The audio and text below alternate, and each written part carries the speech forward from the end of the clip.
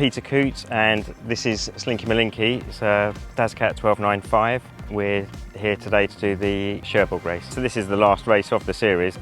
Yeah, so this race is relatively straightforward. We're starting with the tide, we're going out to the east, round No Man's Land Fort, round Benbridge Boy, and then we're heading down to the Cherbourg for the finish. This season's been great racing. Obviously they're pushing 200, which is, large numbers of boats, and we've had a relatively close racing band, and that's true of quite a few classes.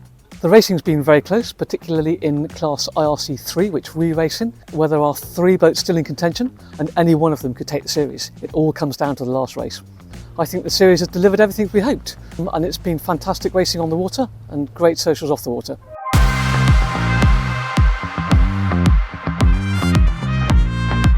We've been racing with the RORC now 26 years, so record of sorts, I guess. Especially now we've got this race series for the races starting from Cowes. Yeah, they're classic RORC races with some very prestigious trophies dating back to the 1950s in many cases. So you don't have to go too far afield to be competitive. I think it's the best 5 races accounts from 7 races.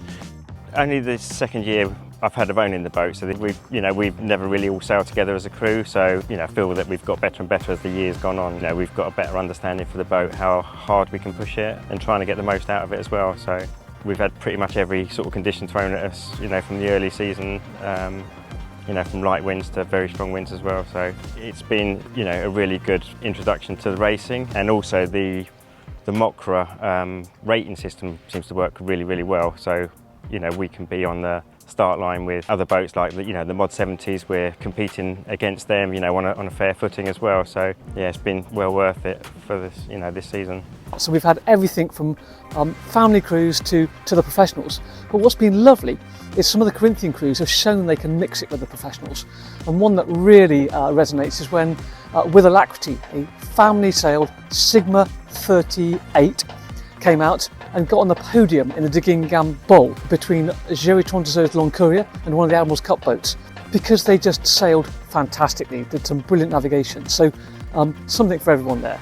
Yeah, even the tough races, and probably especially the tough races, you look back and it's a test of yourself, your teamwork, your preparation, all-encompassing tests. You just learn a lot about yourself, your boat, your team, and maybe it takes a few beers in the bar, but you sort of come around to thinking you want to do it again. So given that I think we've got 4 first places in class so far, so I think we're going to be tough to beat. So we're hoping we can stay in pole position on that. Lots of special moments. One that stands out for me was the race to San Malo. We were neck and neck with Foggy Dew.